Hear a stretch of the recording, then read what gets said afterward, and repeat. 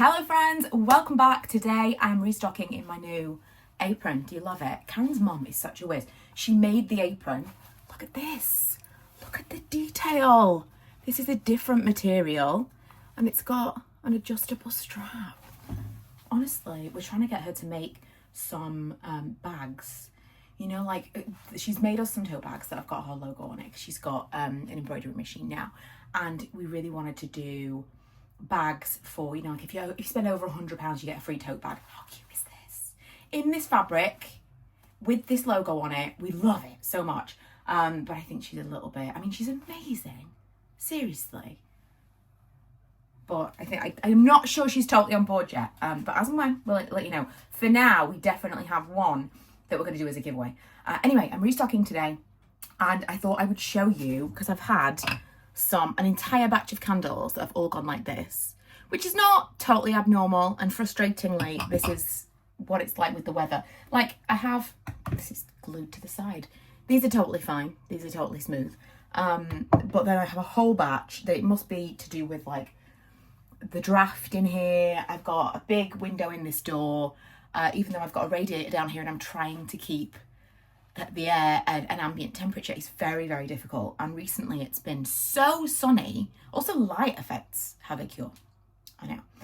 It's been so sunny but also cold, so it's been really, really difficult to keep a constant temperature. So I thought I would show you how I'm going to fix them. I have the oil, the small amount of oil made up here, the wax rather, with the oil in it made up here. What I'm going to do is I'm going to heat the tops in the hope that I won't have too much of a delineation, because if you've ever received a candle from us and you've got, it seems like a topper on top, this is why.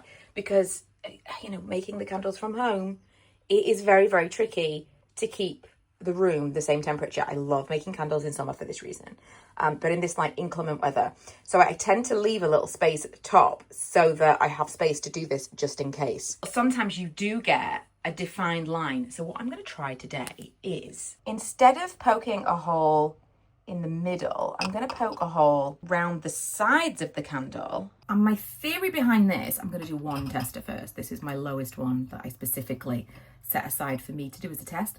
My theory behind this is we're going to be able to stop that pour line. But this is very much a test, so I thought it might be interesting to film in case it works. We've got the lines all the way around, and now I'm going to use my heat gun to melt the top, and I suppose melt the edges as well. This is not going to be a quick process. I long for the days where I can work from a studio that is perfectly temperature all the time. I've melted the top, I've melted around the sides, and now I'm going to top it off with some fresh wax, which in hindsight I should have let cool. I'm going to do another tester.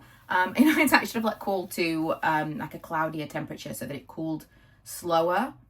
But this is what I did yesterday and this is how they cooled. Honestly, it doesn't matter how many tests you do. It doesn't matter how many candles you make. You can still have a batch of candles and be like, what's going on? I've tried a few different things. I've got my radiator on. We'll see. I'll come back in a little while and see which thing. I'm really feeling confident about this one though, because can you see? I've tried to go around and like heat the sides of the jar so that fades in and we don't see like a very specific line. But I really feel like that could work well. Also, same as these. All of these jars are super hot. So I'm thinking that might work too. I've had in the past some that when I put the topper on top, it's completely separated. But that might have been a different wax. Anyway. Oh, right. Restock, that's good. I've wicked some jars back here and I'm going to leave them a little while with the door closed so that we can keep the heat in. And I'm going to go and do some other things, but we will box those in today's vlog because I need to get that stuff done. I need to get them sent off to Karen so that we can get them on the website. We have put our prices up on the candles and I'm a little bit nervous about it. It was a needs must situation. We're at the end of the financial year. I know I've been banging on about it, but honestly, it's just like all I can think about. I haven't even posted anything else on my regular channels this week because I've just been in a spiral about accounts and trying to understand as much. I'm like watching only stuff to do with accounts and taxes and how to keep your books correctly. And I finally, to the penny, reconciled every single transaction from an entire 12-month period in Xero, which truly I felt like I should buy myself something. But that's a problem within itself. I needed a gift for myself for that. And so now today I'm like, okay, draw a line, get some stuff made. I also think that because I've been so in that mind of like, I'm a little bit fearful of tax and accounts and bookkeeping, I have been a little bit hesitant to sell things. I think because I was in my mind of like, oh no, like we're going to owe this much tax and then we're going to have to pay tax on it again as the dividend and we're going to lose this much money and is this correct? And I think in the back of my mind, I was thinking, well, if we stop selling things, this won't be a problem anymore. That's not the solution. That's not the solution. I did do a little bit of a calculation though that made me think we're probably losing 40% of everything that we make. And we need to be expensing more. We need to be making sure that anything that we buy for the business, so like Karen and I have both put money into equipment and storage and things that is we only need it because of the business and we haven't expensed it. It feels a little too late now. I'm sure it's not, but again, it makes me nervous. But from 2024 to 2025, no, 25 to 26, we are going to be on it. I haven't got an accountant. Well, I swear to God, do you know how difficult it is to find someone that is available? Every person I called, either they didn't come back to me or there was someone that was recommended to me, but every time I called, they weren't in. And that's just not going to work for me. I do like the idea of having someone local. And maybe for this next tax year, it would be nice to do that. Have someone like on retainer that we can call for advice. But because we're at the end of the tax year, I've basically had to do all of the bookkeeping, reconciliation and stuff myself. And I felt like it was a bit of a mind F. I decided to go with tax scouts. So instead of getting an accountant to like be our accountant, we're basically paying someone to file all of our accounts at the end of the tax year. So we're hopeful, if all my calculations are correct, that we actually have put enough money away within the year to pay the tax we'll owe, or at least the corporation tax, not our personal tax. So fingers crossed, but we're nearing the end now. Come the 8th, I'm going to be like, file it now. I need to know. I do my personal taxes like the day I can because I need to know how much I owe as early as possible. I know some people leave it till the 31st of January, but I can't live like that. Can you tell it's been stressing me out? Just a little bit. They're looking pretty good. Do you know what? The one tester that I did that with might be the one that's done the least well. This is why we test things. Yeah, this is going to be my tester. I've told you this before, but I always burn one candle of a batch just to make sure it burns well. And, you know, I've literally been burned before, not literally, figuratively, because I've had some bad experiences with like using different waxes. But otherwise, we're doing well. We're going to trim, we're going to label, we're going to box. We're not going to box quite yet, but we are going to trim and label and get this stuff sorted within this vlog. This vlog may not be one day long, but it's keeping me accountable to get the things done. What I might do is put them somewhere to cure and then I can sort out this space because I would very much like to get this. This is the end of my week of annual leave, which I've done very little physical candle work. I've done a lot of the computer work and the year-end taxes. I'm going to be so pleased with myself when the new tax year starts and everything feels very organised and I'm like really know what I'm doing because besides that, it's felt very stressful this past week. But I would like to end this week of annual leave with a really clean and tidy space everywhere. I'm going to clean up my office, sort out like my makeup station, my where I work from and everything, and do this potentially today or at least over the weekend. Did I remember to show you me boxing up the candles? No, I did not, but I will remember to show you handing them off to Karen. The dog's excited. Apologies, it's been a minute. I just, I got waylaid with the things. I was vlogging on my other channel and then I just never got around to finishing this vlog and it's been weeks, but I've had some developments. One, would you be interested in hearing a little bit? I've got a little Etsy shop where I sell t-shirts and mugs and accessories and jumpers and stuff with little designs that I've done. Some are illustrations. I'm obsessed with these. I've done some Disney inspired illustrations for t-shirts. The Captain Hook one is the best thing I've ever drawn in my entire life. I'm just going fully back to school with like drawing on my iPad in the evenings. And I've been doing some like fun, colourful, kind of like really bold lettering styles that I feel like I would more wear on like big baggy t-shirts in the summertime. Anyway, if you would be interested, let me know, because I've had some samples. I started talking about it in a regular vlog and realised it really would fit better over here. So yeah, print on demand stuff, let me know. Second, I have had all of these new samples arrive from a brand called Pure Scented. We've used Pure Scented in the past, but the reason that I got so many samples from them recently is I saw on their website that they are advertising that they will make your CLP label if you blend your fragrances together. So I have had quite a few questions on this channel where I talk about the fact that we try to blend as many fragrances as we can because we want to make it a unique experience. We don't want it to be like, oh, this smells exactly like this scent from this other candle maker. We want to give you something that you can only get from us, because there has to be some kind of unique selling point. Our packaging is pretty neutral on purpose. And so the thing that we can give you is like fun names and unique scents. Although, speaking of the packaging being pretty neutral, we are going to do kind of a Disney inspired collection. I'm going to Disney. This is why. We're going to do a Disney inspired collection. And I think I might do some like illustrated labels. But we'll see. Anyway, let me know if you would be interested in like a how I make different candle blends, because Karen's coming around next week and I have a new idea as to how to do this while using as few products as possible so that we are not wasting supplies.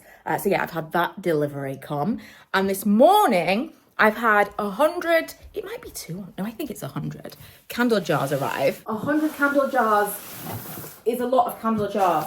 That's like 2 very heavy boxes, and whenever, I'm sure my socks are dirty, so don't judge me for that. I mean, or do.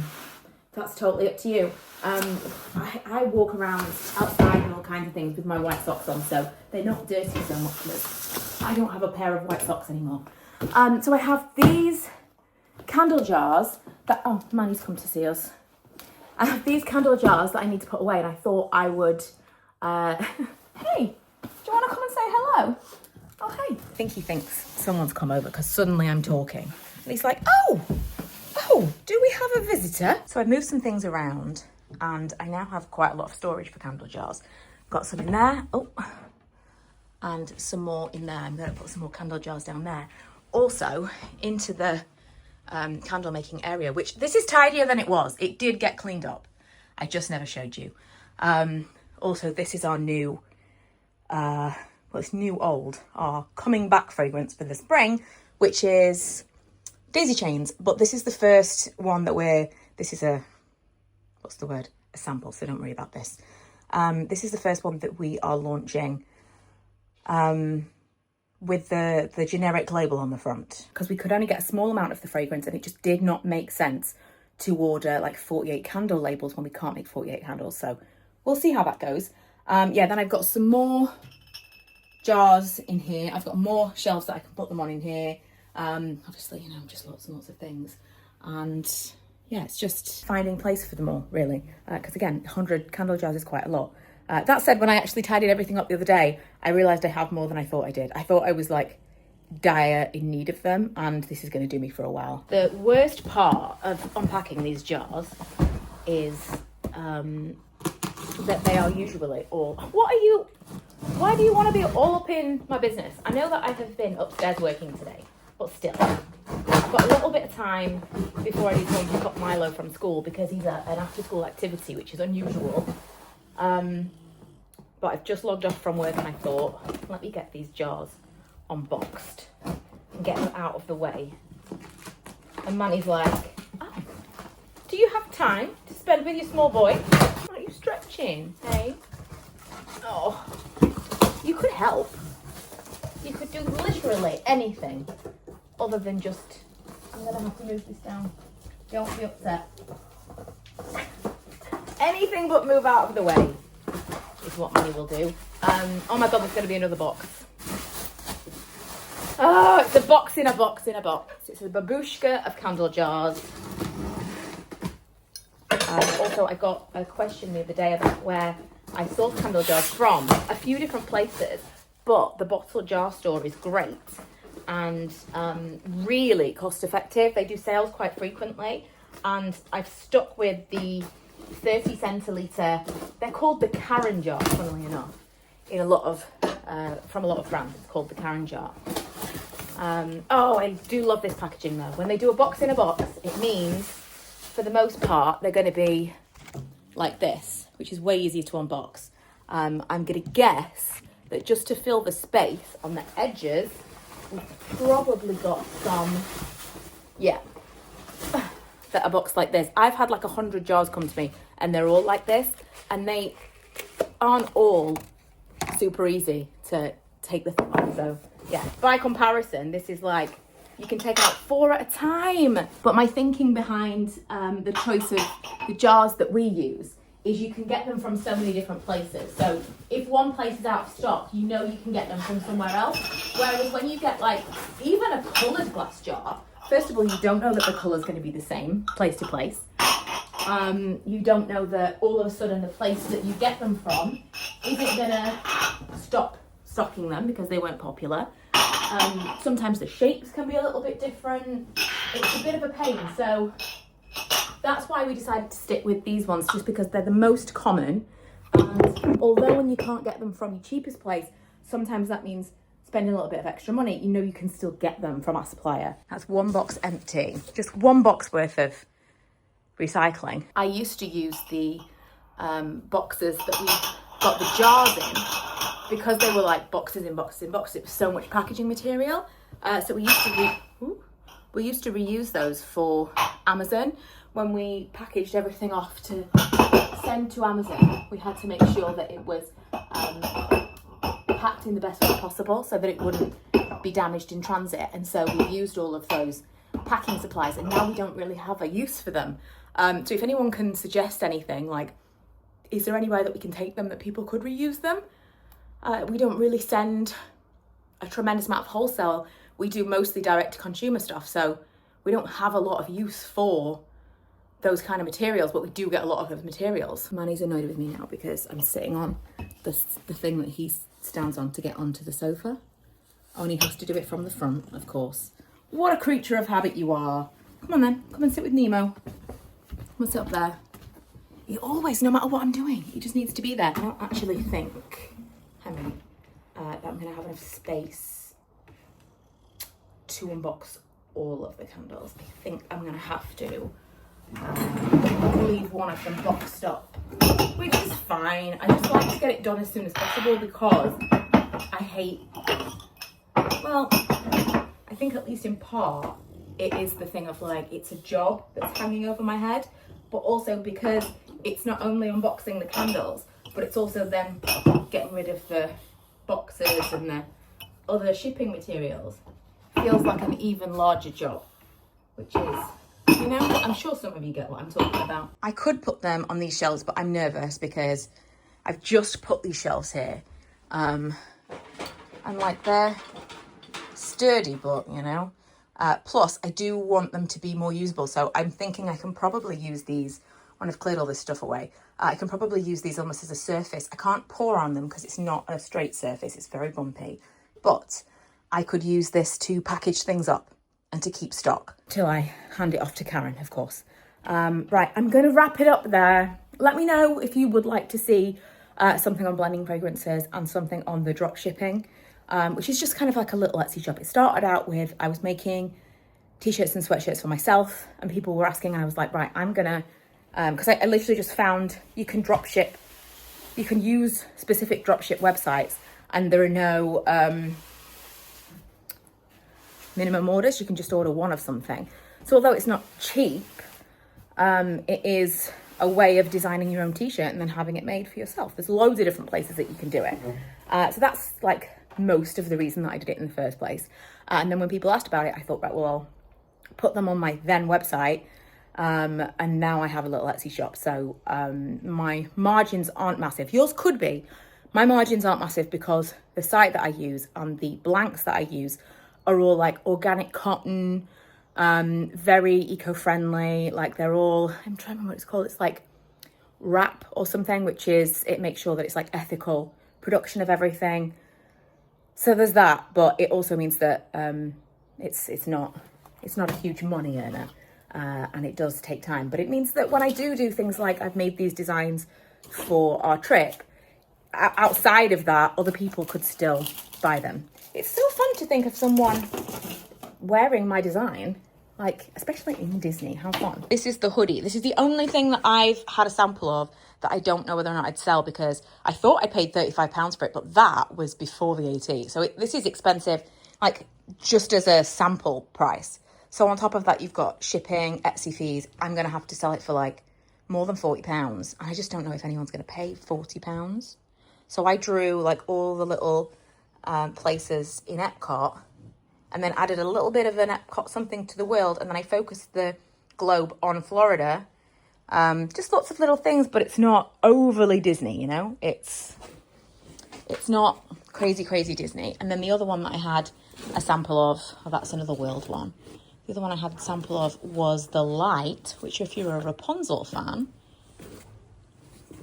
this was the first one I did. I mean, the world one took me like, it must have taken me 24 hours total to draw, but this was much, much quicker because it was different pieces and then I copied and things. But the idea was they were going to be kind of tarot themed. And then I've gone in a completely different direction for Captain Hook. Manny's gone over there now. He's like in a proper huff. Like, well, I'll be over here. Okay. We'll see you later. I need to go and get Milo from school now.